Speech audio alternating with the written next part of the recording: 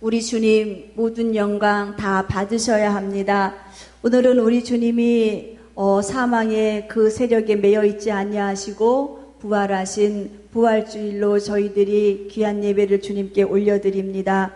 우리 예수님의 부활의 이 놀라운 사건이 없었다면은 우리의 믿음은 헛것입니다. 우리가 나와서 예배 드려야 할 이유도 없고, 우리 주님이 사망으로만 끝이 난 그의 생애를 마치심으로 그렇게 끝을 내셨다면은 우리 사랑하는 성도들이 이 시간에 나와서 아버지께 예배 드려야 할 이유도 없고 기도해야 할 이유도 없습니다. 우리의 믿음도 다 헛것이 될 것입니다. 그러나 우리 예수님은 그 사망의 세력 안에 매여 있을 수 없기 때문에 살아나셔야만 하셨습니다. 우리 주님이 살아나셔야 할 이유가 무엇이냐? 우리 주님은 사랑하는 내 자녀들, 지금도 사랑하는 내 자녀들이 살아있는 믿음 안에서 살아있는 주님을 만나야 하기 때문에 우리 주님이 사신 이유가 무엇이겠는가? 삶과 죽음이라는 것은 함께 할 수가 없는 것입니다. 방향이 틀리고 목적지가 틀립니다. 우리는 지금 살아서 우리는 믿음 생활을 해야 하는데, 주님이 사망 가운데 그대로 머물러 있었다면 살아있는 우리와 죽으신 주님이 어찌 만날 수가 있겠습니까? 그렇기 때문에 주님은 사랑하는 내 자녀들이 살아야만 하기 때문에, 살아있는 생명을 가져야 하기 때문에 우리 주님은 사셔야만 하셨습니다. 살아서 내 자녀와 함께 하셔야 하기 때문에, 사랑하는 내 자녀들에게 살아있는 생명을 주어야 하기 때문에 우리 주님이 부활하셨습니다. 그 주님 부활하시는 그 살아있는 생명을 누구에게 허락하셨습니까? 우리 사랑하는 주님의 교회 시간에 예배하는 사랑하는 귀한 심령들에게 주님은 살아있는 생명을 허락하셨습니다. 그렇기 때문에 주님의 이 놀라우신 부활의 사건은 살아나는 생명이요, 살아나는 사건이요, 우리 사랑하는 성도들이 부활의 주님을 모시고 살아가는 우리의 인생 가운데에서도 우리의 영혼이나 우리의 삶이나 우리의 모든 문제가 결코 죽어서는 안 된다는 거예요. 망해서는 안 된다는 거예요. 반드시 살아나야만 되고, 반드시 이겨야만 되고, 반드시 주님께서 원하시는 영광의 그 아름다운 열매를 맺어야 한다고 주님은 우리들에게 말씀하고 계시는 것을 우리는 알 수가 있습니다. 오늘 우리가 이 이스라엘 역사 안에서 성경 안에 있는 마태복음 28장 안으로 들어가 보겠습니다. 오늘이 무슨 날인가? 우리 예수님 금요일날 십자가에서 달리시고 이제 장사되셨어요. 그리고는 안식 후 첫날이다 라고 성경은 기록하고 있습니다. 이 안식일이라고 하는 것은 토요일이에요. 토요일이 지난 첫날이 언제입니까? 주일이에요. 그래서 우리는 이 안식일인 토요일을 지키는 것이 아니라 이 기독교는 부활신앙이에요. 주님 살아계신 그 살아계심을 기념하는, 그래서 우리가 이 주일을 지키는 이유가 안식 후 첫날 우리 주님이 부활하셨기 때문에, 다시 사셨기 때문에 우리 사랑하는 모든 이제 하나님을 믿는 귀한 백성들은 이 주일을 거룩하게 우리가 우리 주님 부활하시는 그 부활의 날을 기념하여서 우리가 주일로 이렇게 예배를 올려드리는데, 이때 당시에 이제 안식 후 첫날 우리 예수님을 가장 사랑했던 여인들, 우리 예수님을 사랑하고 예수님을 그리워했던 이 마리아와 또 막달라 마리아, 또 예수님의 어머니, 또 예수님의 이모, 이렇게 여인들이 우리 예수님 계신 그 무덤에 갑니다. 예수님 보고 싶었겠지요. 우리 예수님 몸에다가 귀한 향품이라도 발라드려야 되겠다는 이 사모함의 마음을 가지고 예수님이 안치되어져 있는 그 무덤에 들어갑니다. 무덤에 가서 보니까 계셔야 할 우리 예수님의 시체가 없는 거예요. 우리 예수님의 시신이 없는 거예요. 그러니까 이들이 얼마나 보고 놀랐겠습니까? 소스라치게 놀랐겠지요. 얼마나 두려웠겠습니까? 그런데 천사가 나와서 얘기합니다. 마태복음 28장 5절 말씀에 무서워하지 말아라. 너희가 못 박히신 그 예수를 찾는 것을 내가 안다 라고 말씀하면서 그가 여기 계시지 않는다 라고 말씀하고 계시는 거예요. 지금 그분은 이 무덤이라고 하는 이 제한된 어둠과 같은 이 막막한 이 굴 안에 계시지 아니한다. 그가 말씀하셨던 그대로, 그가 말씀하셨던 대로 우리 하나님, 우리 예수님은 말씀하신 것을 반드시 뭐 하시는 분? 실행하시는 분, 시건치 아니하시는 분, 본인의 입술에서 나온 그 모든 말씀은 다 지켜서 행하시는 분, 그가 말씀 말씀하셨던 그대로 그는 다시 살아나셨다라고 하면서 우리 예수님이 부활 사건을 천사가 전하게 되는 것을 우리는 볼 수가 있습니다. 믿을 수 없는 일이 지금 뭐합니까? 현실적으로 막 펼쳐지고 있습니다. 이 말들은 사랑하는 이 여인들은 뛰어내려갑니다. 뛰어내려가서 제자들에게 우리 예수님 말씀하신 그대로 다시 살아나셨다고, 저 굴 안에는 우리 예수님의 시체가 없다고 라고 말을 하면서 우리 예수님의 부활 사건을 이야기하는 것을 우리는 볼 수가 있습니다. 우리 사랑하는 주님의 귀에 귀한 예배하는 심령들, 우리 예수님 다시 부활하신 것이 영적으로 믿어지시지요? 영적으로 예수님 다시 사신 것이 믿어지시지요? 그 예수님의 부활 사건은 기록된 사건, 하나의 기록된 사건으로 끝나는 것이 아니라 그 예수님의 그 놀라우신 부활 사건은 지금도 내 삶 가운데 여전히 동일한 능력으로 살리시고 이끄시고 도우시고 함께 하시는 생명의 역사로 나타나지는 것을 여러분들이 믿으시기를 주님의 이름으로 축원드립니다. 부활은, 성경에서 기록되어져 있는 이 부활은 역사적인 사실입니다. 믿음이 없었을 때에는 예수님 부활하신 이 사건이 믿어지지 않아요. 무슨 얘기인지 도대체 알 수가 없어요. 그래서 저는 믿음이 연약한 자들, 예수님 부활 사건이 잘 이해되지 못한 사람들에게는 이러한 표현을 합니다. 과거에 우리 조상들 중에서 세종대왕이 한글을 창제했잖아요. 한글을 만들었잖아요. 여러분들 세종대왕 봤습니까?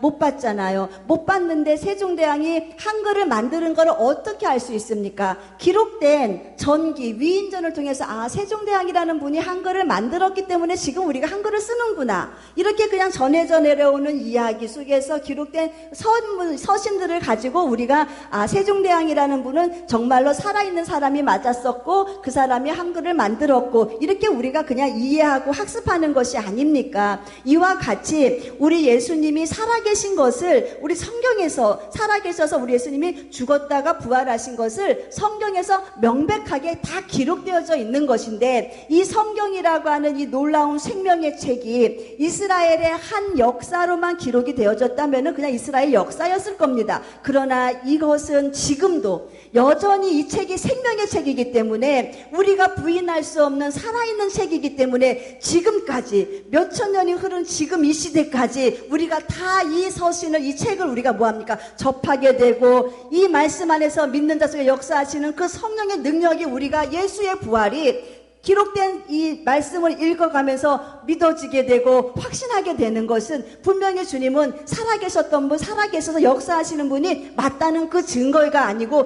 무엇이겠습니까? 성경은 정확하게 기록하고 계십니다. 우리 주님은 부활하신 분이 맞다고 기록을 하고 계십니다. 첫 번째로 우리 주님이 자신이 내가 죽었다가 3일 만에 다시 살아날 것을 주님이 친히 말씀하신 내용입니다.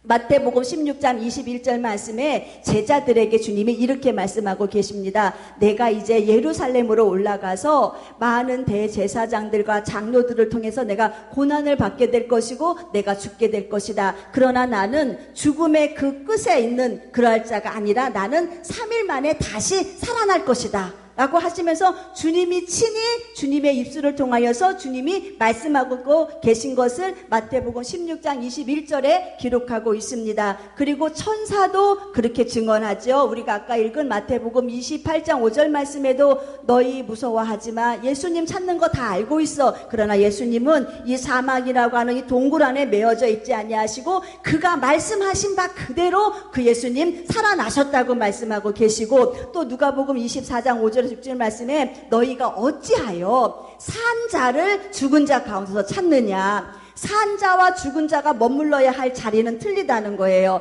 산 자는 살아있는 현장 앞으로 가야 하는 거예요. 이 무덤이라고 하는 것은 죽은 자가 묻어있는, 머물러 있어야 하는 곳이잖아요. 산 자는 무덤에 있을 수가 없다는 거예요. 그렇기 때문에 너희가 어찌하여 사는 자를 이 무덤 가운데서, 죽은 자 가운데서 찾느냐라고 말씀하고 계시면서, 여기 계시지 않고 너희에게 그 전에 말씀하셨던 대로 그 예수님이 살아나셨다 증거하고 천사들이 직접 예수님의 부활 사건을 증거하고 있는 것을 성경은 기록하고 있습니다. 또한 예수님의 제자들이 우리 예수님 살아계신 것을 친히 다 믿는 사건이 일어났죠. 누가복음 24장 11절 말씀 보면은 이 여인들이 가서 예수님 부활하셨다고 제자들에게 전합니다. 그럴 때에 이 제자들이 어떤 반응이 있냐면은 그 여인들의 말을 허탄하게 생각을 했어요. 거짓말일 거야. 거짓말이야. 너의 말이 너무너무 가치가 없는 말이다. 어떻게 죽은 사람이 살아나냐? 바로 그 다음 날도 아니고 3일이 지난 지금에 어떻게 네 말은 가치가 없다. 허탄하다라고 말을 합니다. 그리고 네 말은 거짓이야. 믿을 수가 없어. 라고 하면서 이 제자들은 이 여인들이 전한 이 부활의 소식을 듣고도 그 마음 가운데에 낙심이 있어서 엠마오라고 하는 지역으로 내려갑니다. 우리가 각자 이제 우리의 처소에 가서 우리 생업을 찾아서 한번 살아보자라고 내려갔을 때에 친히 누가 나타나시느냐? 예수님이 나타나십니다. 예수님 나타나셔서 저희들에게 너희들 평안하뇨? 라고 물어보시면서 예수님이 친히 부활하신 그 아름다운 육체의 이 모습을 가지고 나타나셔서 그 제자들에게 친히 보이신 것을 우리는 볼 수가 있습니다.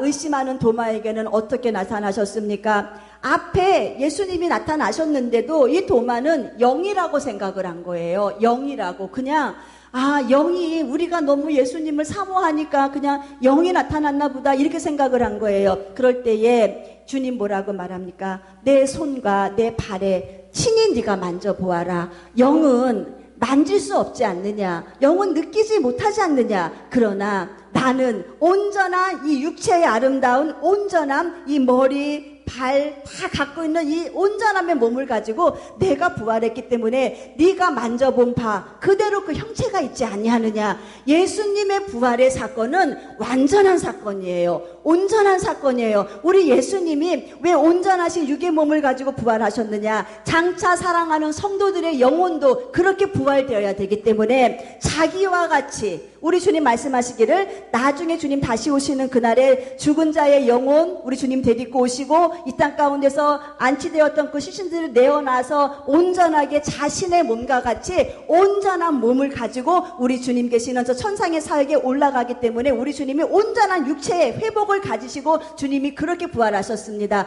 그렇게 본인의 부활하심을 도마에게 주님 보이셨죠. 고린도전서 말씀에 보면 우리 주님이 500여 형제가 한꺼번에 몰려있는 그 현장 가운데에 한두 명이 본 것이 아니라 500여 형제가 똑같이 부활하신 주님을 바라봤다는 거예요. 봤다는 거예요. 증인자가 한 명, 두 명이면은 그럴 수 있어 하지만 500명이 똑같은 현상을 본다는 것은 부인할 수가 없는 거예요. 그런데 우리 주님은 이렇게 주님이 살아계신 부활을 보여주면서 나는 죽음에 매여 있는 자가 아니다. 나는 다시 사는 자다. 나는 다시 사는 내 생명을 믿는 사랑하는 내 자녀들도 나와 같이 다시 사는 역사를 경험하게 될 것이라고 살아계신 주님께서 아름다운 그의 영의 부활과 함께 육의 부활을 우리들에게 보여주신 것을 우리는 보게 됩니다. 우리는요 부활하신 주님을 만나야 돼요. 사랑하는 성도들이 부활하신 주님을 만나지 못하니까 이론으로만 들으니까 남들 경험한 그 부활하신 주님만을 내가 그냥 듣고만 있으니까는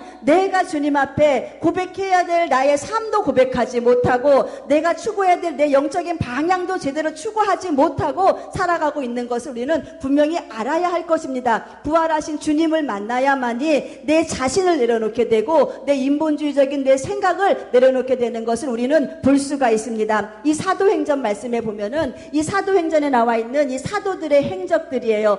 우리 예수님 오셔서 부활하시고 난 다음에 40일 동안에 이 땅에 머무르시면서 예수님이 많은 것을 회복해야 될 부분들은 회복하시고 제자들과 함께 많은 사람들과 함께 머무르셨어요. 그리고 나서 우리 주님이 승천하셨죠. 그리고 주님이 10일간 천국에서 계시면서 성도들에게 너희들 올라가는 예수님 바라보고 예루살렘 떠나지 말고 기도하고 내가 너희들한테 성령을 부어줄 테니까는 그때까지 너희들은 기도해라 해갖고 성도들이 뭐합니까? 마가의 다리방에 모여 모여서 뭐해요? 우리 주님 오시기만을 기다리면서 기도하고 있잖아요. 이렇게 부활하신 주님을 경험하고 그 성령을 소유한 사랑하는 성도들이 그 제자들이 기록한 사건들이 다 어디에 나와 있느냐? 이 사도행전에 기록되어져 있는 것을 우리는 볼 수가 있습니다. 그래서 우리는 사도행전이라는 말을 사도들의 행적이다라고 이렇게 소제목을 붙이기도 하는데 예수님 부활한 사건을 보기 이전에 제자들은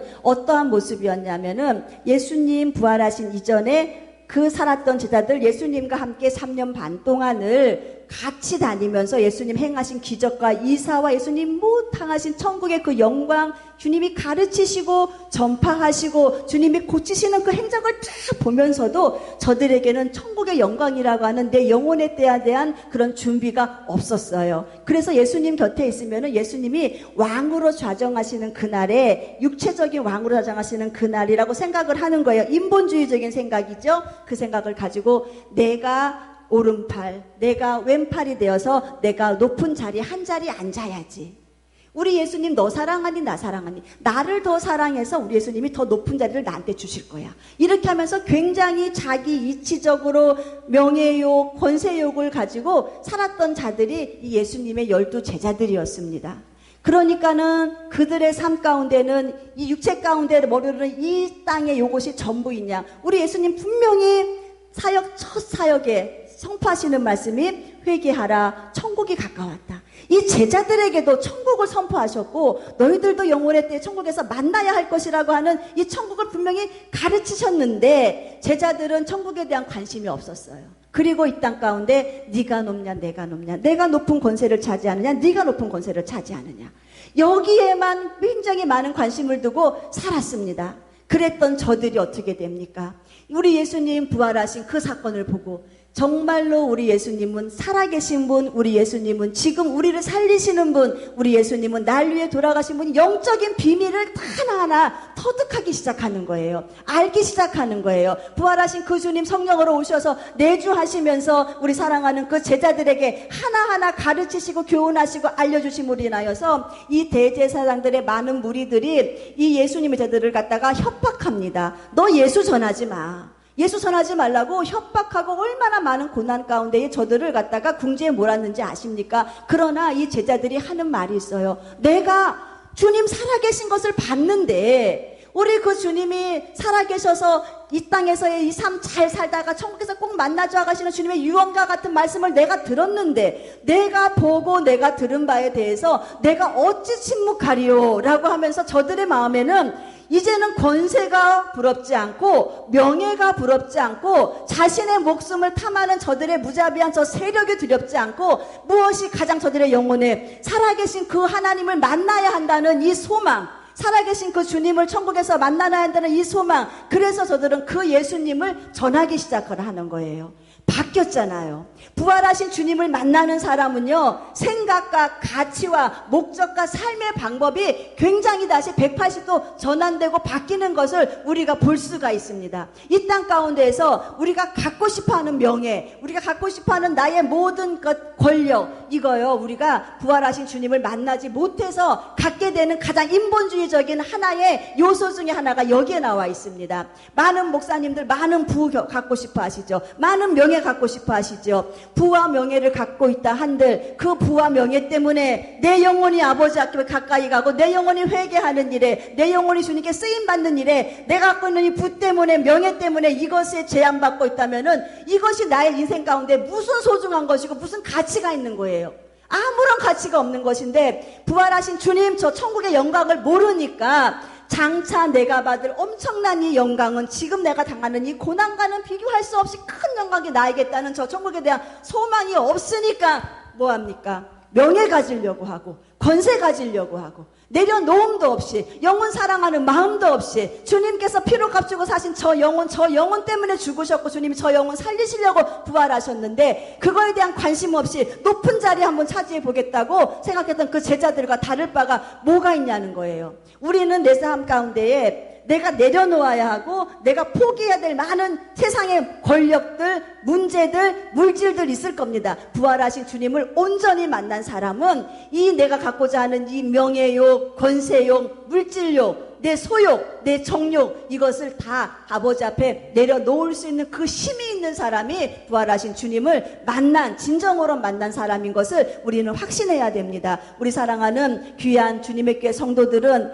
우리가 부활하신 주님 이 영의 부활이 있어야만이 육의 부활이 있는 거예요. 내가 주님 은혜 안에서 중생함을 반드시 얻어야만이 우리가 나중에 우리 주님 오시는 날 내 육도 변화하여서 주님 만날 수 있는 것이기 때문에 반드시 우리 주님과의 만남이 있는 이 영의 부활, 중생의 부활, 이 중생의 부활의 아름다운 이 땅에서의 열매는 무엇이냐? 우리 주님 말씀하신 바 그대로 예수처럼 살고 예수처럼 가치 있는 삶을 살고, 저는 늘 말씀드리지만 박보영 목사님을 너무너무 존경합니다. 오늘 저녁 오후에 우리가 잠깐 박보영 목사님 입신하셔갖고 이 지옥 갔다 오신 말씀과 이 땅에서의 그 마지막 유언과 같은, 내가 정말로 마지막으로 고별 설교를 한다면은 나는 이 설교를 꼭 하게 될 것이다 라고 하시는 그 설교를 한 것을 우리가 잠깐 영상으로 보게 될 터인데, 그분은 부활하신 주님을 만났어요.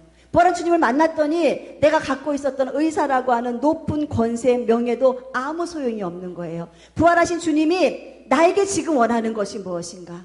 영혼이구나. 나에게 지금 원하는 것이 영혼 치유이구나. 영혼 치유 잘해서 저 영혼 예수님 잘 믿게 해서 천국으로 데려가게 하시는 것이 부활하신 그 주님이 지금 나에게 원하시는 나의 사명이구나. 자기의 모든 내 것 재물 내려놓고 명예 내려놓고 권세 내려놓고 어린아이들, 어디 오갈 데 없는 그 어린아이들과 한겨울을 그 체온으로 비벼가면서 그 겨울을 지내가면서 그 영혼들을 값지게, 얼마나 값지게 성장시킵니까? 주의 종 만들고, 또 그 주의 종 만들었을 때 그 주의 종 된 그 영혼들도 그 박 목사님과 똑같은 그런 삶을 살고, 이렇게 부활의 주님을 만나니까 내가 갖고 있던 명예도 소용없더라, 권세도 소용없더라. 오직 주님과 함께 살 때 너 영혼의 때에 내가 가장 가치가 있는 것이 무엇인가 알기 때문에 내 육의 지금 잠시의 이 만족도 아무 소용이 없더라 라고 하면서 참된 진리를 깨닫고 걸어가시는 우리 박 목사님의 그 모습이 참된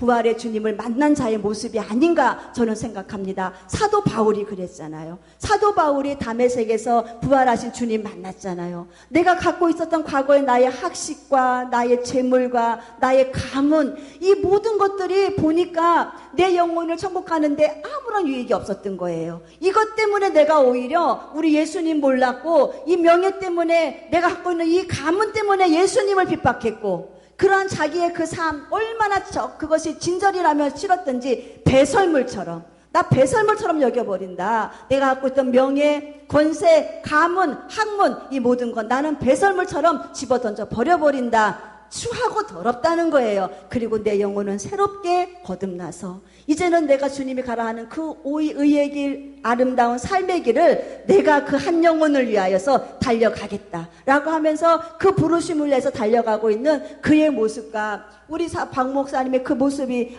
정말로 부활하신 주님을 만나는 사람은 내 욕심 부릴 수가 없는 거, 내가 갖고 싶고자 하는 거, 이것 때문에, 내 생각 때문에 우리 예수님이 나에게 허락하신 놀라운 그 사명을 부인할 수 없다라는 거.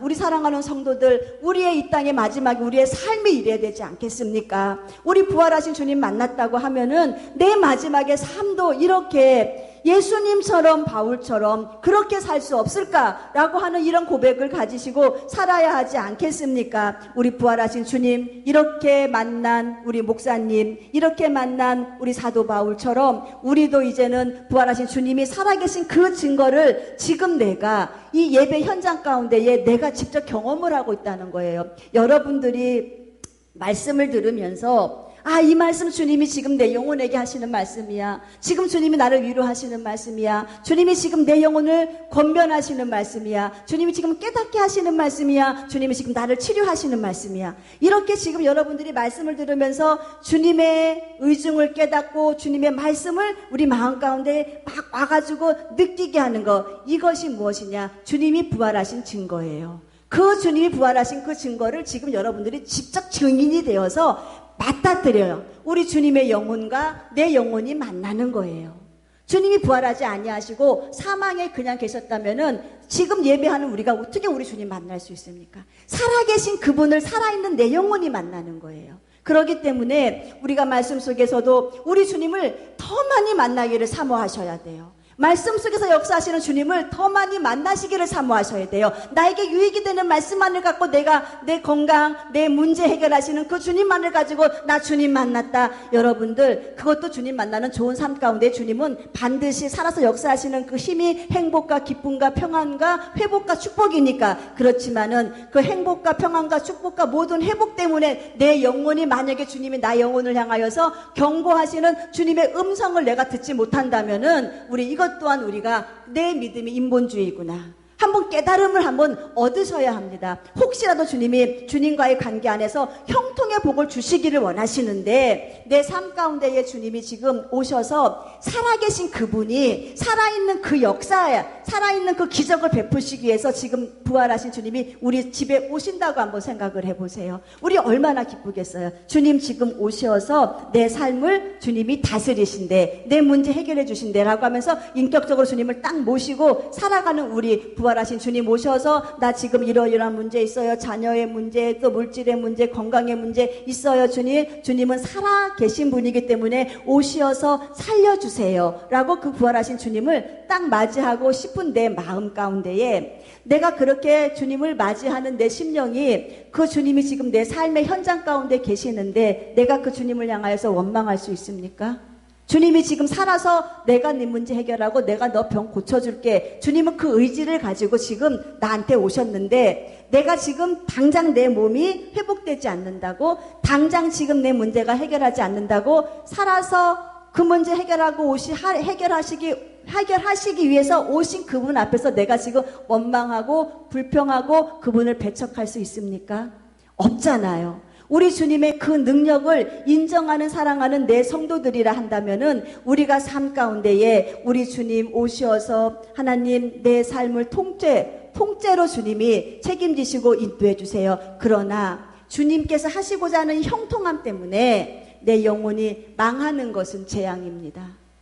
주님이 하시고자 하는 엄청난 이 일 때문에 치료하심과 부활케 하심과 재창조하시게 되는 그 역사 가운데 일하시는 주님, 그 주님만 믿고 따라가다가 그 주님만 바라보다가 내 영혼이 파리해져서 입술로 주여 주여 하는 자가 되어서 이 삶 가운데에 권세도 나타났고 병도 고쳤고 치유함도 받았고 기적도 다 경험했는데 결국은 내 영혼이 파리해져 가지고 주님과 상관없는 삶을 살다가 주님 앞에 섰을 때 나 너 모른다고 하는 그 엄청난 일을 당하는 자처럼 불쌍한 자가 어디 있냐는 거예요. 그렇기 때문에 우리가 영원히 내 삶이 아름다운 풍성한 삶을 얻기를 원한다면은 지금 내 영혼의 내 영적인 상태가 어떠한 상태인가를 잘 간파하셔서 하나님, 우리 주님이 지금 나와 만나는 이 시간 주님이 살아계신 것을 내가 내 삶을 통해서 증거하게 해주십시오.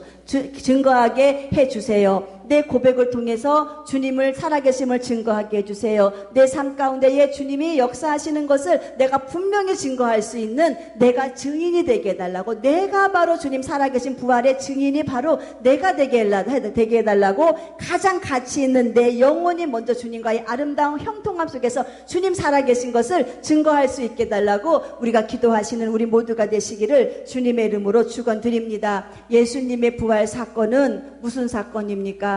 정복해서 이긴 사건이에요. 우리 예수님의 부활 사건은 죄와 싸워서 정복해서 이긴 사건이에요. 예수님이 죽으시면서 무엇과 싸우십니까? 죽음의 어둠의 권세와 주님이 싸우십니다. 싸우셔서 우리 주님이 이기신 사건이 예수님의 부활 사건이에요. 우리는 다시 한번 말씀드리지만은 우리 사람들이요 우리가 범죄함으로 인하여서 우리 주님이 내어줌을 당하셨습니다. 우리가 범죄했어요. 죄는 우리가 졌는데 우리 왜 예수님이 내어줌을 당했습니까? 모든 죄인의 죄에 대한 삭슨, 죄에 대한 대가는, 삭시라는 것이 지불해야 될 대가잖아요. 죄 있는 사람이 지불해야 될 이 삭은 사망이에요. 사망.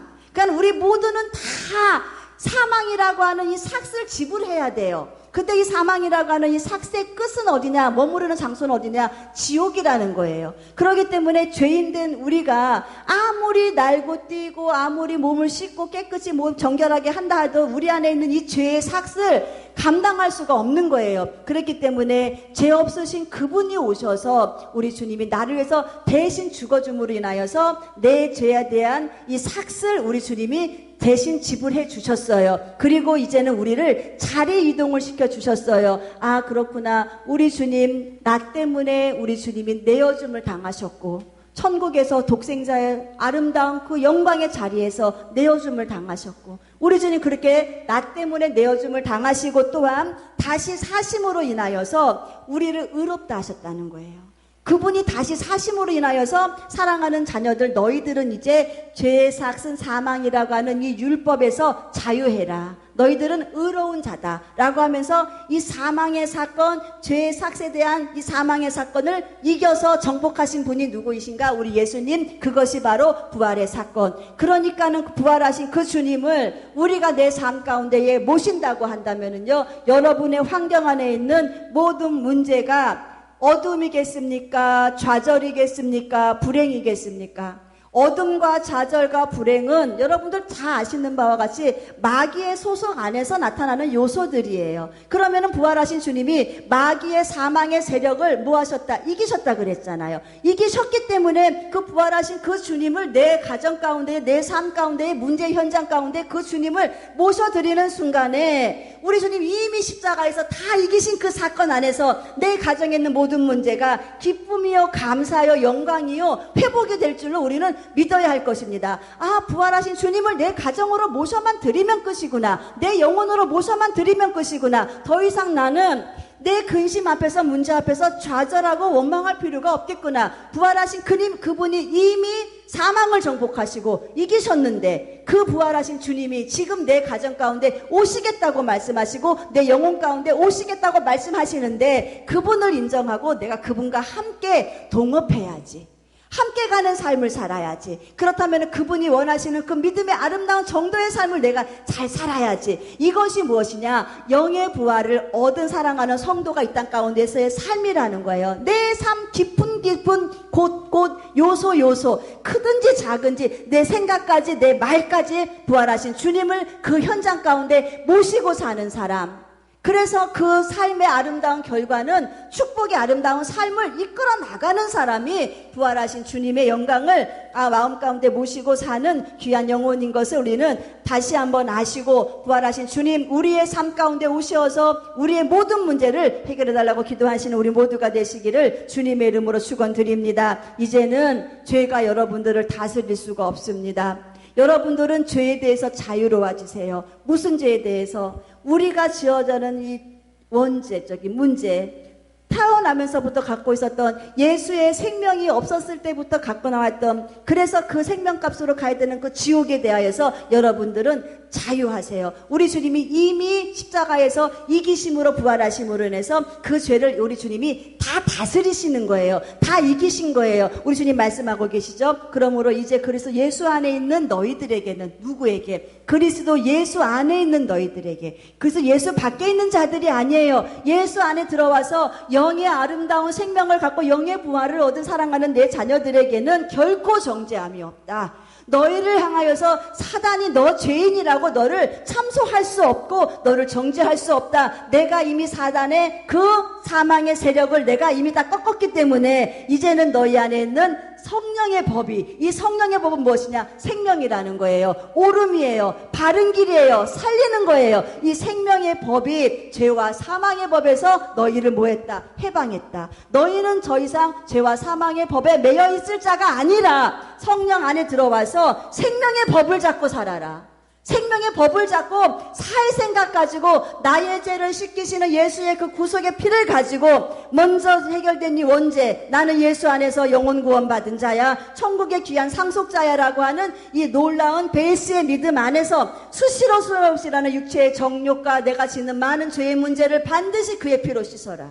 그의 예수의 피로 씻는 그 모습 가운데에 영의 부활을 얻고 이렇게 살아가는 너희들이 육의 부활 얻기를 원하지. 육의 부활이 무엇이냐? 우리의 영혼의 사람이 이제는 예수님이 어떻게 하셨다 그랬어요? 이 온전한 모습으로 부활하셨다 그랬죠. 영의 모습으로 계신 게 아니라 사람의 형체, 머리, 손가락, 발가락, 이 골뼈 이런 걸 다 그대로 갖고 계시는 그 모습으로 부활하신 것처럼 육의 부활도 이제는 주님이 다시 오시는 그날에 육의 부활도 이렇게 이루어질 것을 주님이 우리들에게 말씀하고 계시는 것을 우리는 볼 수가 있습니다. 우리가 잘 알고 있는 바와 같이 데살로니가 전서의 말씀은 재림의 서신이라 그래요. 다시 오실 주님에 대한 서신. 우리 주님의 교회가 계속 기도하면서 우리가 준비하는, 우리가 깨어있는 자로서 기도하는 자로서 또 더군다나 이 시대의 이 마지막 끝을 보는 우리가 어떻게 살아야 할 것인가를 우리가 늘 묵상하면서 사는 서신, 그렇게 묵상하며 살아가는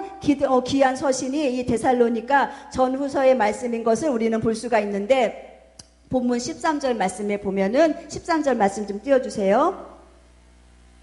형제들아, 자는 자들에 관하여서는 너희가 알지 못하면 우리가 원치 않는다.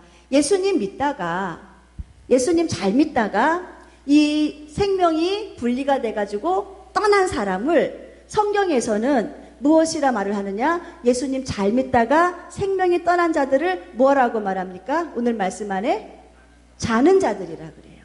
너희가 이 자는 자들이 우리 주님 다시 오시는 그날에 어떻게 될 것인가 너희가 알지 못하는 것을 내가 원치 않는다. 알아야 한다는 거예요.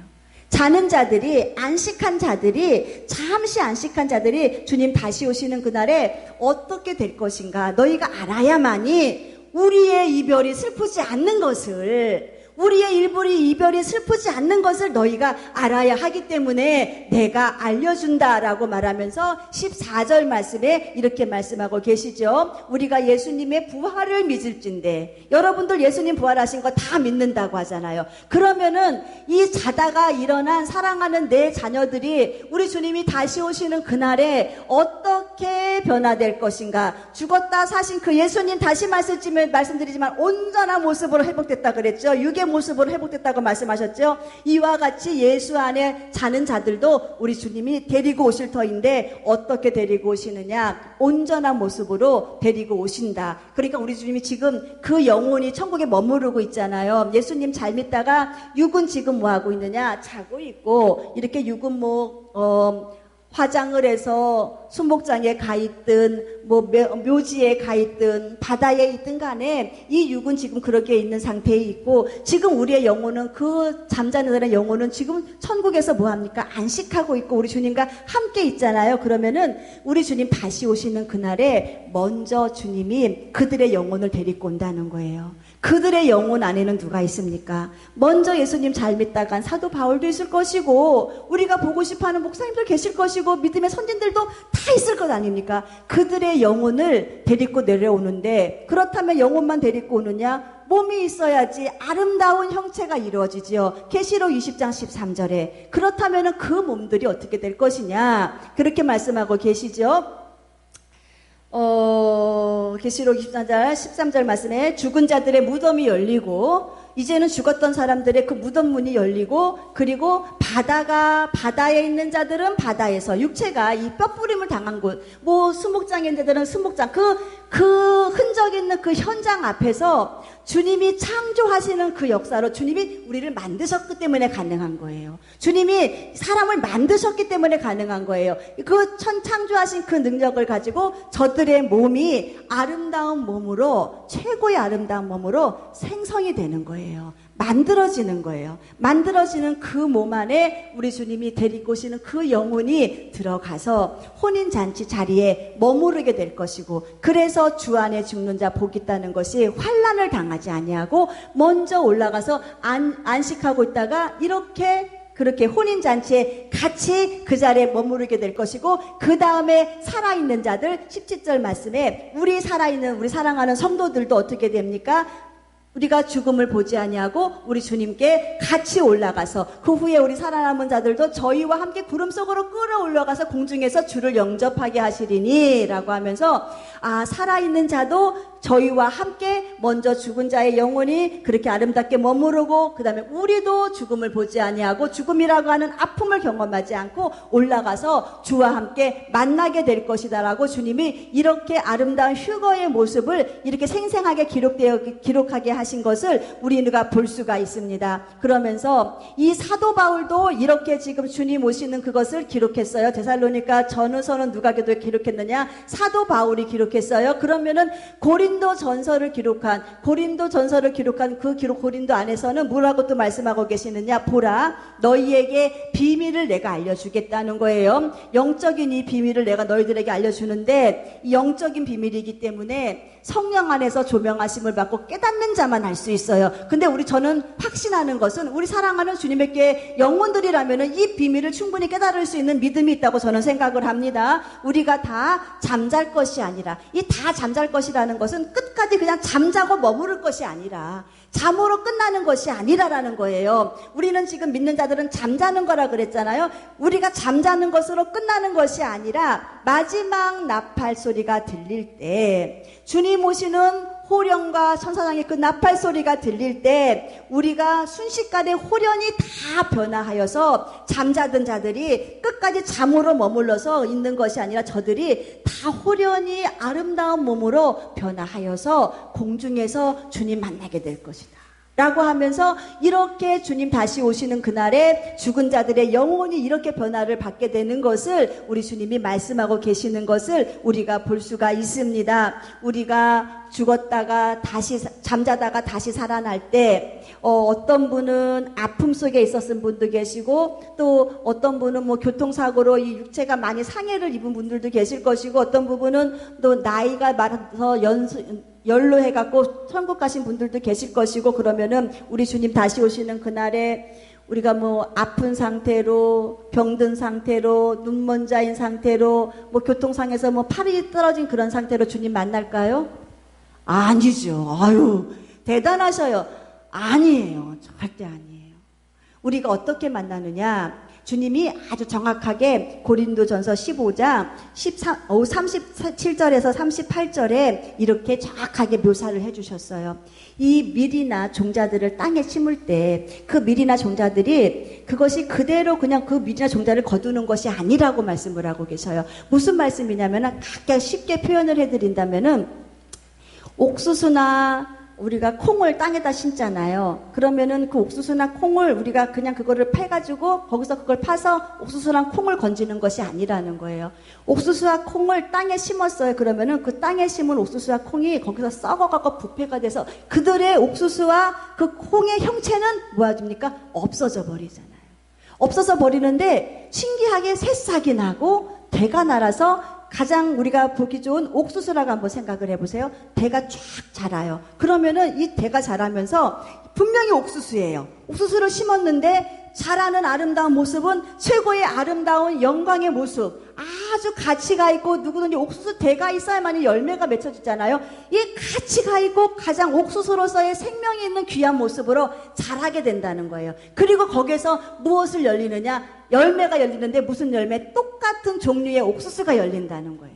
그러니까 우리 주님이 오시는 그날에 나는 나예요. 내 인격은 내 인격, 내 믿음은 내 믿음, 내 신앙은 내 신앙. 그러니까 내 영혼의 사람의 안에서 우리 주님이 그 아픈 것, 이 모든 것은 다 썩어져 없어지고 우리 주님이 가장 나를 보시기에 최고의 아름다운 영적인 내 모습 안에서 최고의 육적인 내 모습 안에 최고의 아름다운 모습. 우리 주님 보시기에 최고의 아름다운 모습이라면 얼마나 우리의 모습이, 육의 모습이 멋있을까요? 영광스러울까요? 건강할까요? 힘이 있을까요? 그래서 썩은 것으로 끝나지 아니하고 썩지 아니할 것을 거두게 될 것이고 약한 것으로 심었어도 강한 것을 거두게 될 것이라고 하는 것이 약한 모습으로 죽은 너희들 모습 안에 있는 것이 아니라 강한 모습으로 아름다운 모습으로 주님이 다시 만들어서 우리 주님께 만나는 그 만남의 자리에서 보이게 할 것이다. 주님이 이렇게 말씀하고 계시는 것을 우리는 알 수가 있어요. 그래서 저희가 말씀드리는 것이 우리는 반드시 이 육의 부활을 살아서 우리 주님을 만나는 혼인잔치에서 하든, 우리 주님이 우리를 먼저 부르셔서 우리가 먼저 우리 영혼이 천국에서 안식해서 다시 오시는 주님이 먼저 데리고 오는 그 명단 안에 우리가 들어서 다시 주님을 만나든지 간에 가장 중요한 것이 무엇이냐, 이 육의 부활은 반드시 영의 부활이 형성되고 영의 부활이 이루어진 자들에게만이 이 육의 부활, 생명의 부활이 있다는 거예요. 영적으로 중생함이 없고 거듭남이 없고 예수 생명이 없는 자들에게는 이 육의 부활이 있을 수가 없는 거예요. 그렇기 때문에 육의 부활이 있을 수 있죠. 그러나 그 육의 부활은 아름다운 천국의 영광이 아니라 지옥에서의 심판 밑에서의 저 음부의 권세 앞에서 저들이 당하는 그 고통 가운데 머무르게 된다는 겁니다. 그래서 우리 사랑하는 성도들이 정말로 우리가 중요하게 여겨야 될 것은 무엇이냐, 우리 주님이 이제 곧 가까이 오신다고 우리들에게 계속 말씀하고 계시잖아요. 여러분들은 느끼잖아요. 여러분들이 느끼고 아시는 이런 문제 안에서 주님이 곧 오신다고 하시는 이 마지막 우리의 재림의 이 소망이 우리가 영의 부활을 좀 더 명확하게 우리가 하나님 은혜 안에서 말씀 안에 나를 비추어가면서 이 영의 부활을 더 강하게, 그리고 우리 주님을, 살아계신 그 주님을 내 삶 가운데 모시고 잘 살다가 이 육의 부활이 있는 이 영적인 세계 안에 이루어지는 이 놀라운 창조의 역사, 재창조의 역사 안에 우리 사랑하는 성도들의 영혼이 올라가야 한다는 거예요. 그런데 정말로 중요한 것은 이제는 더 이상 인본주의적인 믿음은 없어야 된다는 거예요. 가치 없는 믿음, 하나님 예수님이 인정하지 않는 그 인본주의적인 그런 믿음, 그것은 믿음이 아니고 신념이에요. 내가 누리고자 하는 내 욕심이에요. 이것을 벗어버려야 한다는 거예요. 그래서 우리는 부활하신 주님을 만나니까 3층 천의 영광을 보고 온 사도 바울이 그 영광 때문에 자신의 모든 것을 다 포기하며 오직 예수로만 살 수 있었던 것처럼, 우리가 이제는 우리 사랑하는 성도들도 저 천국의 영광을 바라보고 다시 오실 주님에 대한 그 아름다운 그 영광을 바라보면은 포기해야 돼야 될 내 인본주의적인 내 정욕, 내 생각, 이것을 과감하게 내려놓아야 하지 않겠습니까? 이것이 무엇이냐? 영의 부활을 얻은 성도들이 나타나는 삶의 아름다운 열매라는 겁니다. 열매를 보고 내가 너희를 알리라. 영의 부활을 경험했는데 왜 열매는 요거밖에 못 맺었느냐? 분명히 예수 안에서 생명이 있고 천국의 영광을 분명히 내가 너희들한테 선포하였건만 너희의 삶의 열매는 왜 요거밖에 못 맺혔느냐? 너희의 열매를 보고 내가 너희의 믿음을 알 것이고, 너희의 열매를 보고 너희의 사랑을 알 것이고, 너희의 열매를 보고 네가 살아왔던 너희의 삶의 행적을 내가 판단할 터인데, 분명히 영의 부활을 경험한 너희가 삶 가운데에 어떠한 열매를 얻어서 지금 이 열매 과정 속에서 이렇게 낙담하고 정욕대로 살면서 육의 부활을 얻기를 원하느냐? 주님이 이걸 물어보신다면, 우리 사랑하는 성도들, 우리는 육의 부활을 사모해야 돼요. 다시 오실 주님 맞이할 신부의 아름다운 영광을 사모해야 돼요. 그렇다면 지금 이기셔야죠. 지금 승리하셔야죠. 지금 이긴 자만이, 승리한 자만이 우리 주님 만날 수 있습니다. 그 영광은 우리가 천국에 대한 소망 안에서 우리가 그 소망으로 가득 찼을 때에 나를 내려놓을 수가 있는 거고, 내 욕심을, 내 정욕을, 내 모든 것을 내려놓을 수가 있고, 나를 보내신 주님의 그 사명을 붙잡을 수 있는 거예요. 사명 없는 자 없다 하지 않았습니까? 여러분들 이 땅 가운데 보내셨을 때 주님이 다 사명 주고 보내셨다고 하지 않았습니까? 우리의 사명은 무엇이냐? 죽음을 보지 아니하고 주를 만나야 한다는 것이 살아가는 주님의 교회 성도들의 사명이라 한다면은, 그래서 그 사명의 베이스 안에 주님이 영의 부활을 일으키셨다면은, 이제는 다시 오실 주님을 만날 수 있는 그 육의 부활 안에서 지금 영적으로 우리가 살아가는 이 모든 이 땅에서의 삶 속에서 모두가 다 승리하시는 우리 모두가 되시기를 주님의 이름으로 축원드립니다. 이 시간에 우리가 말씀을 생각하시면서 기도 드릴 때, 하나님, 부활하신 주님을 내가 경험했다면은 이제는 다시 오실 주님을 기다리기를 원합니다. 나를 사랑하는 자는 내 아버지께 사랑을 받을 것이요. 주님 말씀하셨습니다. 부활하신 주님, 주님이 사랑하는 그 제자, 주님을 사랑했던 그 여인들에게 나타나신 것처럼 내가 다시 오실 주님을 사랑함으로 맞이할 수 있게 달라고, 우리가 이 시간에 다 같이 통성으로 기도하시기를 바랍니다.